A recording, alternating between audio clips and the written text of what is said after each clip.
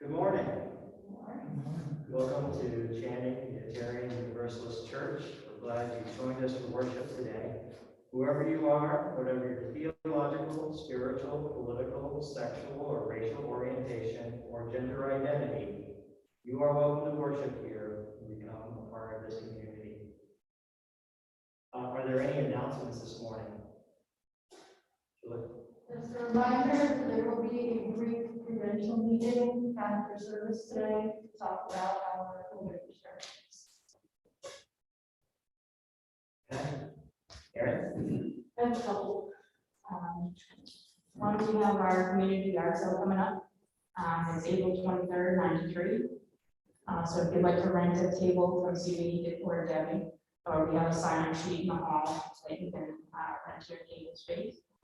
And if you're not looking to rent a table, but you still want to help out, we're looking for baked goods and other donations, because the church will have a table as well. So, and if you could work a table. And another thing, we have a calendar raffle coming up, donations for gift cards or cash or items by the end of this month, so we can start selling in April, and we'll draw the winners in May. And the last thing, fun one, we've got some Easter eggs out in the hall, and we invite you to take a couple and decorate them, and then bring them back in, and we'll hang them up around the church for Easter. Easter is the 17th, so anytime between now and then. Paul? Today being the first day of spring, I think it's appropriate to say that the church is planning its annual land sale upon approval of the Provincial Committee. And I'm hoping to have it the first Saturday after Mother's Day, which I think this year is the 14th of May. Any other announcements? So I have one. If you are if you live in the town of Rockland and you are registered to vote, I highly recommend doing so. We have a special spring town election coming up on April 9th. This is going to be a lot of important positions, several contested positions on the Board of Selectmen. Two Board of Selectmen are not going to be running again. There are 3 people running for those 2 positions. There are also 3 people running for 2 school committee positions, 2 of which are incumbent. Also on the ballot, there's a contested race for a seat on the Board of Health, and also one for there's the park supervisor position is up for election. Most other positions will be uncontested, but still a lot of big positions up, and a lot of interesting perspectives running for them, which I'll leave that out. All right, last call for announcements, and then we'll bring up our guest minister for the day, Reverend Joe.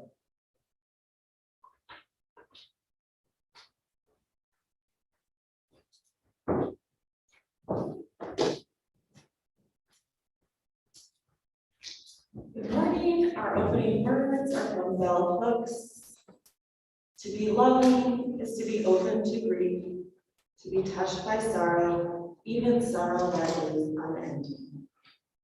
Let us worship.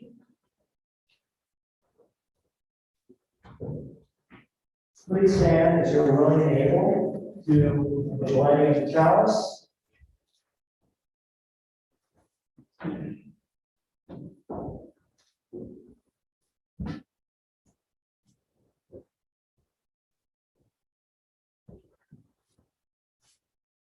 And recite with me the words in the order of the service. Kindling this flame of our liberal heritage and our chalice of community, let us open to the presence of the sacred. And now the affirmation, please.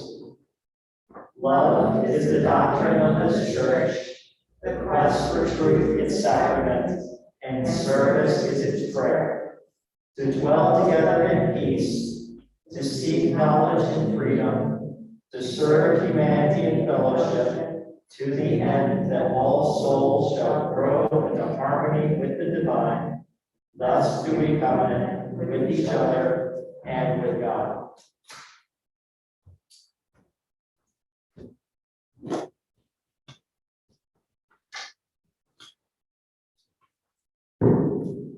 invite you in this moment to take a few deep breaths. Maybe roll your neck, settle in, and read a prayer from Adrian Ray Brown. Universe, we surrender to whatever chance you'll give us. Universe, we trust that we cannot know anything about the divine nature of change and how discomfort is what presses us into hurl and bursts us out of seed and shell and cocoon. And perhaps you are helping us to see how tight and breakable our current inertia is. And I am saying and singing that I see it. Yes, I feel the claustrophobic nature of our current ways of thinking, and I surrender to more. We surrender to more. We pray that you can open the way to us with us, the way that seems impossible, with all the corruption and closed hearts, systematic denial and miracles. But we, small and mighty, choose life, choose this life. We choose the struggle of navigating dissonance and finding rhythm. We choose the brick winters and the terror of letting the child walk to school alone, and even the nightmares that remind us how much we love sunrise. We pray today for sunrise. We pray today for tomorrow.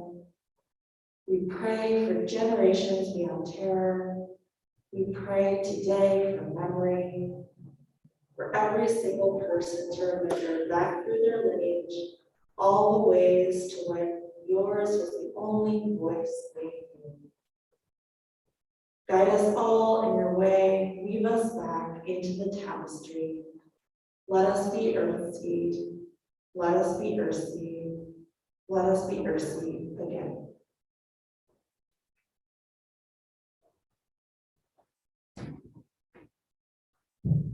We'll land where we find out the broken. We'll build a land where the captives go free.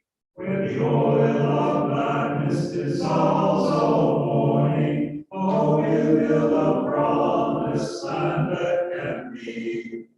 Come to the land with sisters and brothers, anointed by God, made and create peace, where justice shall roll down like waters, and peace like an ever-flowing stream.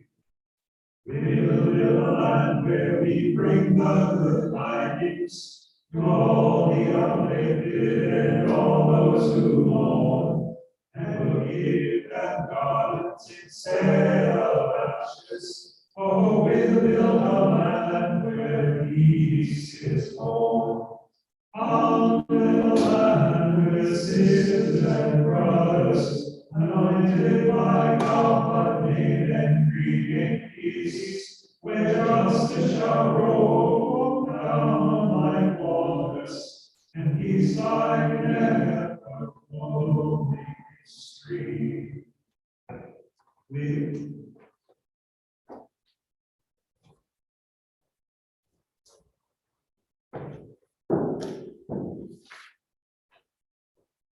If it is language that makes us human, one half of language is to listen. Silence can exist without speech, but speech cannot live without silence. Listen to the speech of others. Listen even more to their silence. We now have an opportunity to share our joys and concerns with one another.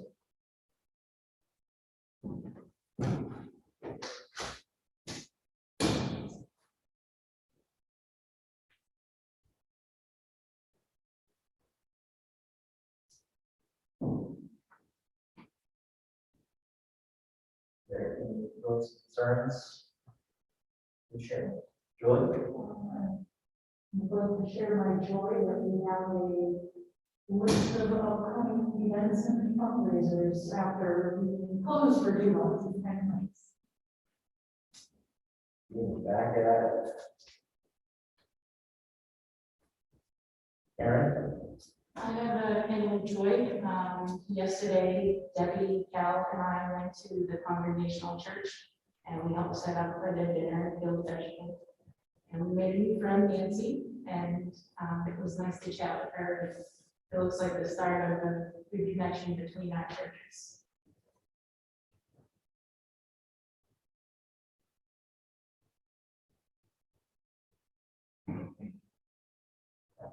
Small group, so like one more for all the joys and concerns held in our hearts, whether in person or at home, and watching from home. That's hard to work in. I did like 4 times part of it.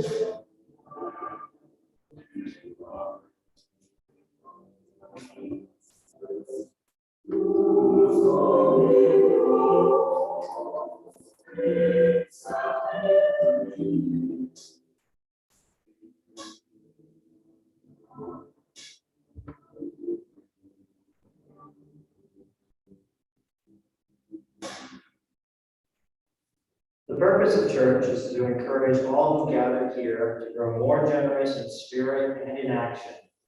This is the great end of all the world's faith traditions, to bring the human being closer to the divine by acts of creation and compassion. We now take an offering that allows us to exercise that all-important generosity of spirit, an offering that will support the self-supporting church and its many ministries. The gifts of the congregation will be most gratefully received.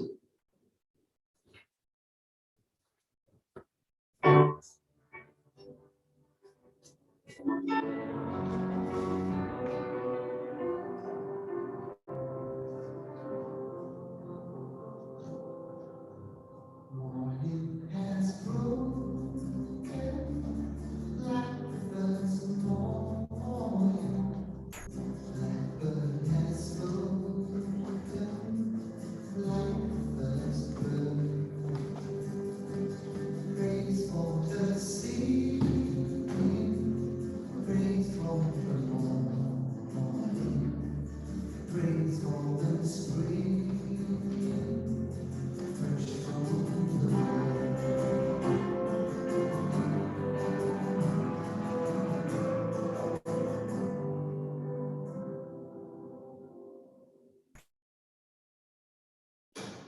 Please stand as you are willing and able for the dedication of gifts.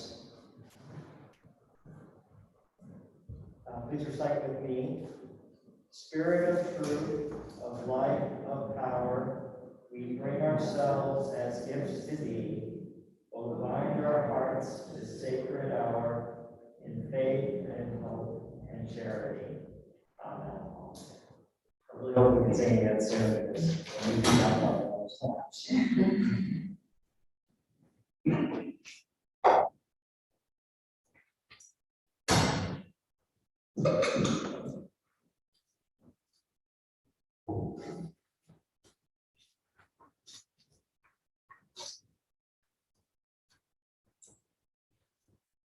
In remote forests in Madagascar, there is an orchid that is somewhat star-shaped, with delicate branching of white petals called star of the forest. This orchid may look delicate, and one may think the name comes from its shape, but it's also the star of the forest because it grows in complete darkness. This isn't just a survival technique for it. This orchid thrives in darkness. It gets its nutrients from underground fungus, does not have chlorophyll for photosynthesis, what cuts through the forest dirt every so often to attract pollinators such as ants.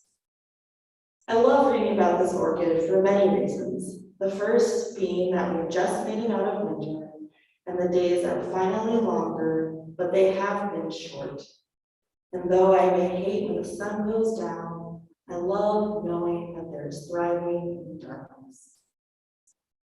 This orchid is also a reminder for me about the ability for life to survive and thrive in unexpected places. In dark forest floors that, though may be threatened by our destruction of the earth, at least for now, host orchids.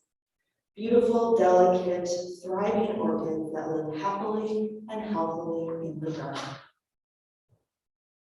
This winter has been a time where I have been in need for possibility that exists within thriving orchids.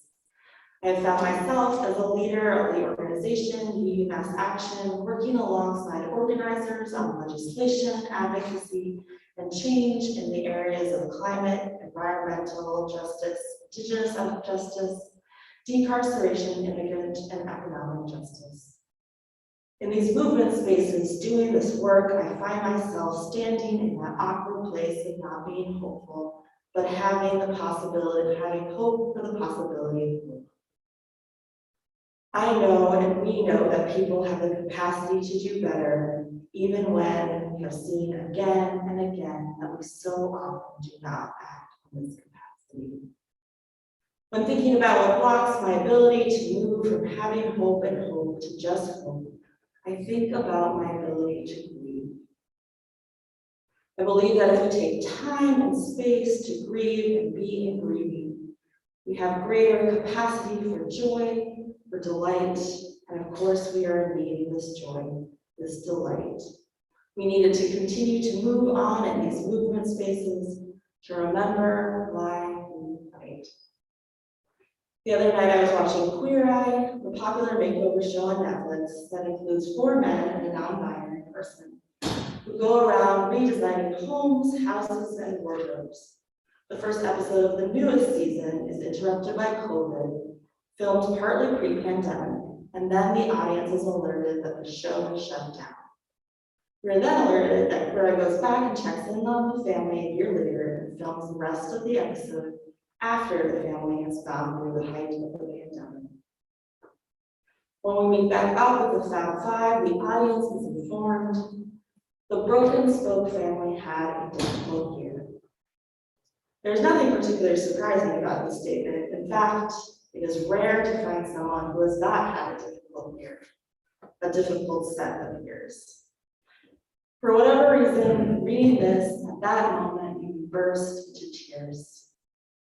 I then proceeded to cry on and off for the next 3 episodes of a reality TV show that, though is touching, is not particularly devastating or tear-jerking.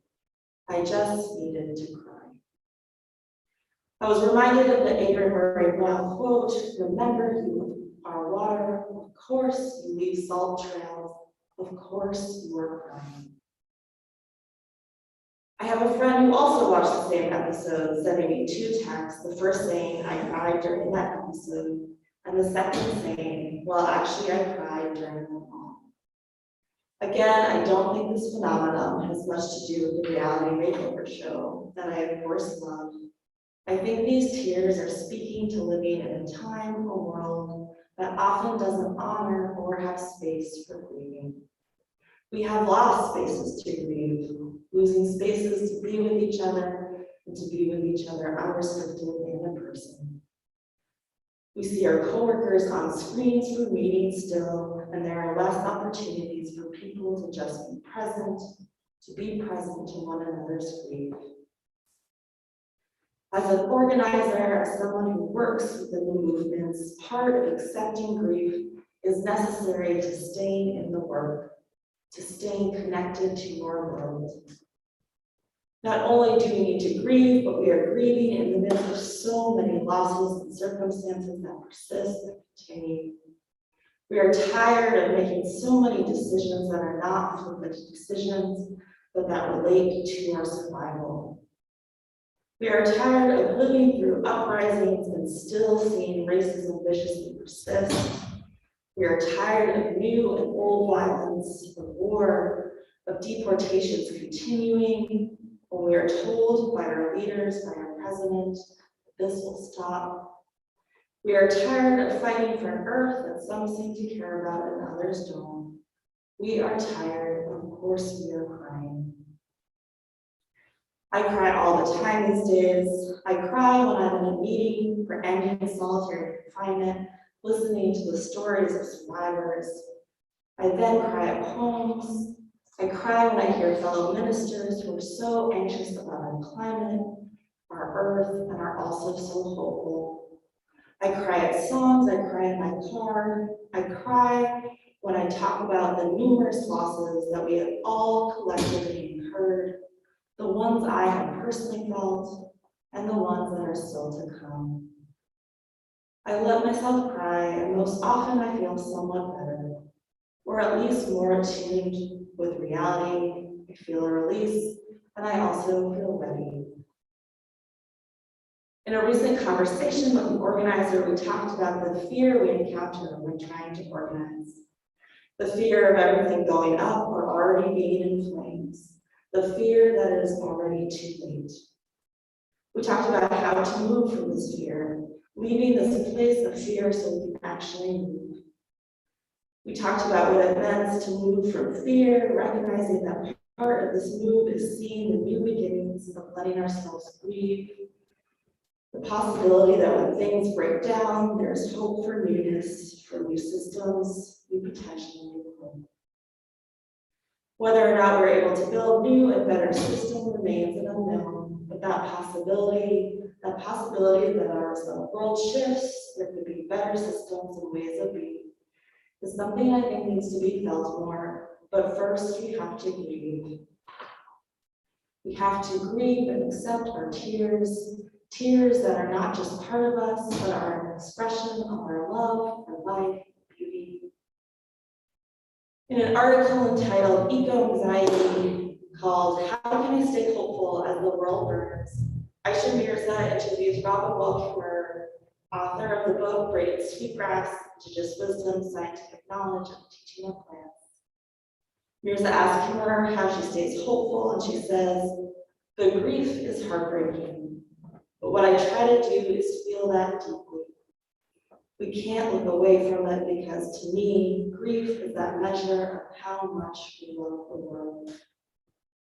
Grief can paralyze us, it can bring us to despair and hopelessness, but when we recognize that that pain we are feeling is ecological compassion, it's love for a world that is strong and fierce and says not on my watch." She goes on to say, "I always ask myself and others, what do you love too much to lose? Commit to that. And know that it is our responsibility to pick that up and carry it through the narrows of climate change. That's what the world will look like on the other side." It's no joke to feel grief deeply, especially when there's so much to grieve. But I think it helps when we know that in part to grieve is to love. As Bell Hook reminds us, to be loving is to be open to grief, to be touched by sorrow, even when that sorrow is unending. Even if sorrow is unending, I think we can take comfort that so is our love. To be touched by sorrow is to know that you love, and to love is to grieve.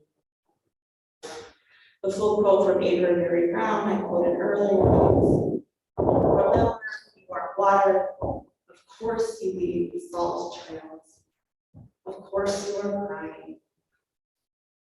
If there happens to be a multitude upon you, individual and collective, or fast and slow, or small and large, add equal parts of these considerations. That the broken heart can cover more territory, that perhaps love can only be as large as grief demands, that grief is the growing up of the heart that bursts boundaries like an old skin or a finished life.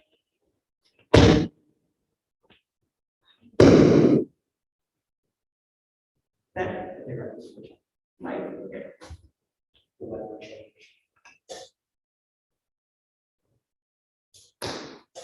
That grief is gratitude, that water seeks scale, that even your tears seek the recognition of community, that the heart is the front line and the fight is to feel in a world of distraction, that death might be the only freedom, that your grief is worthwhile use of your time, that your body will only feel as much as it is able to, that the ones you grieve may be grieving you, that the sacred comes from the limitations, and that you are excellent at loving. Our broken hearts certainly have a lot of territory to cover, but I hope acknowledge that our frontline hearts can cover it. I think it's going to take work, but not more than we can handle. To want to survive in and of itself is a beautiful thing. To want to survive in a broken world on flames is even more beautiful, and perhaps at its core is hope. I have found spaces to grieve, and I continue to grieve, and I continue to move, moving from meeting to meeting, from legislative action to legislative action, crafting and creating moments of joy and delight when there are none, and treasuring them when they just come along. Let us nurture our longing to survive. Let us remember why we fight, and let us remember this by creating and finding joy. Let us find and enjoy the orchids that grow in complete darkness, and let ourselves cry and breathe. We remember that our pain is love, and that we've always had more than enough of that. Of course you are crying. Of course we are crying. Let us let the tears flow as reminders of how deeply we are loved and open.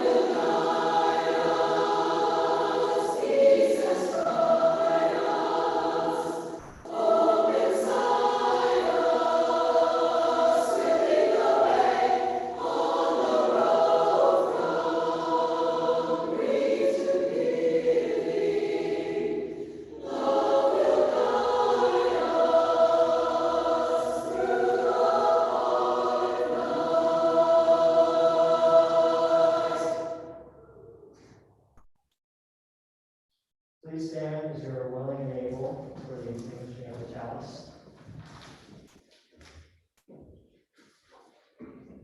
And recite with me the words of the order of service. You extinguish this flame, but not the light of truth, or the warmth of community, or the fire of commitment. These we carry in our hearts until we are together again.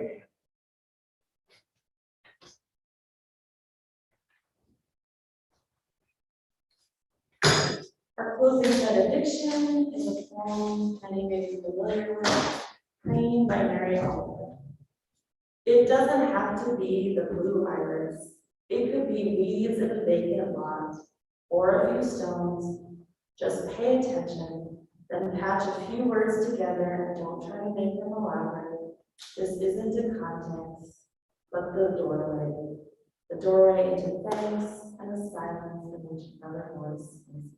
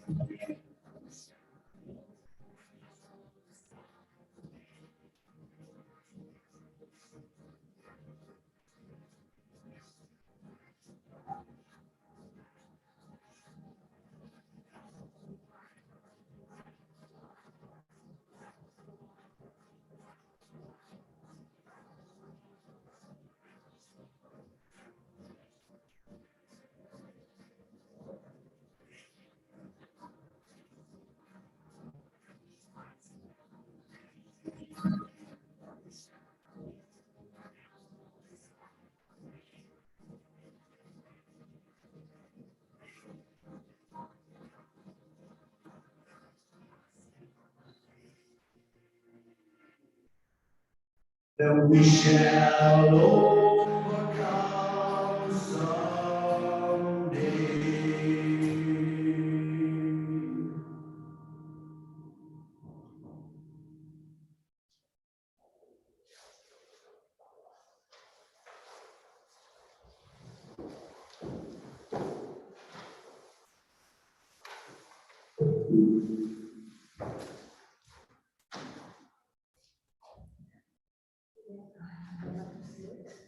Sorry, I have to sit. I don't